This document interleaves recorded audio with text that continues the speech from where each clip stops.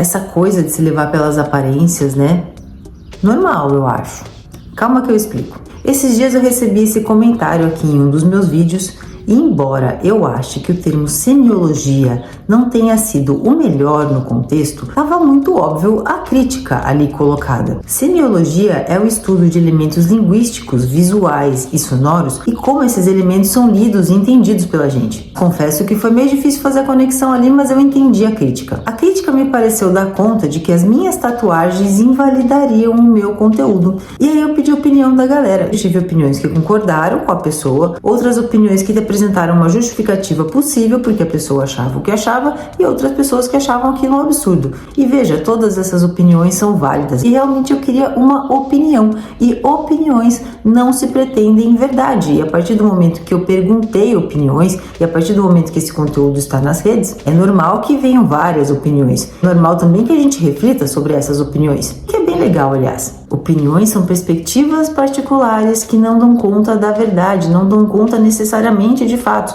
Às vezes sim, às vezes não, mas todas elas são de perspectivas muito singulares, é a singularidade de cada um. E tá tudo certo. O que acontece é que eu fico pensando que muitas vezes, por causa das primeiras impressões, a gente deixa de assimilar muita coisa boa, de absorver muito conteúdo interessante. E eu, sinceramente, acho que é muito normal do ser humano que a gente tenha as nossas primeiras impressões, porque afinal de contas, diante de alguma coisa nova, diante de alguma pessoa nova, a gente projeta algo que a gente já conheceu, algumas características que a gente tende a atribuir para ter um primeiro julgamento. Isso me parece inevitável, é quase que instantâneo. A gente vê, já acha alguma coisa. E isso não é de forma nenhuma condenável, a meu ver. Porque parece que é assim que o ser humano conhece o mundo, a partir de coisas que já conhece, a partir de coisas que já foram construídas historicamente, contextualmente, de acordo com cada singularidade. E tá tudo certo a gente projetar essa coisa que a gente já conhece para tentar entender o mundo. Mas o grande problema, me parece, tá em a gente não querer superar essas primeiras impressões. Se a gente superar essas primeiras impressões, a gente vai poder ter um pensamento crítico mais aprofundado, opiniões que não se pretendem verdade e nem podem ser encaradas de tal forma,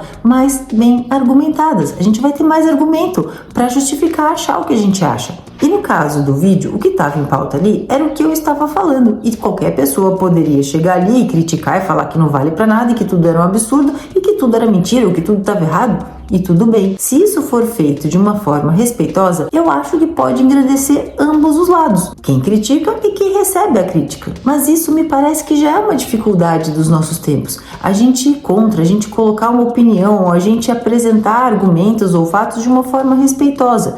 Isso já é um primeiro desafio que a gente deveria superar. O segundo é realmente a gente pensar se vale a pena a gente ficar nas primeiras impressões. Aquela velha história de não julgar o livro pela capa, sabe? Se um livro tá com a capa detonada, quer dizer que o conteúdo dele fica invalidado? Para um cristão, por exemplo, se a capa da Bíblia tá detonada, quer dizer que o conteúdo que tem lá dentro perde o valor? Estranho isso. Da mesma forma com as pessoas, a gente julga e não superando isso, a gente pode invalidar coisas sem ter argumentos para de fato invalidar. E parece então que o grande problema não é ter as primeiras impressões, uma vez que parece que elas acontecem instantaneamente, a gente querendo ou não. Mas talvez seja bastante importante a gente fazer uma forcinha para ir além dessas primeiras impressões, que a gente eleve o nosso conhecimento, a gente se permita estar em contato com coisas que a gente não esteve antes, a gente respeite um pouco mais e a gente tenha argumentos mais consistentes para achar o que a gente acha. E dessa forma também os nossos juízos emitidos, propagados, as nossas falas seriam mais refletidos.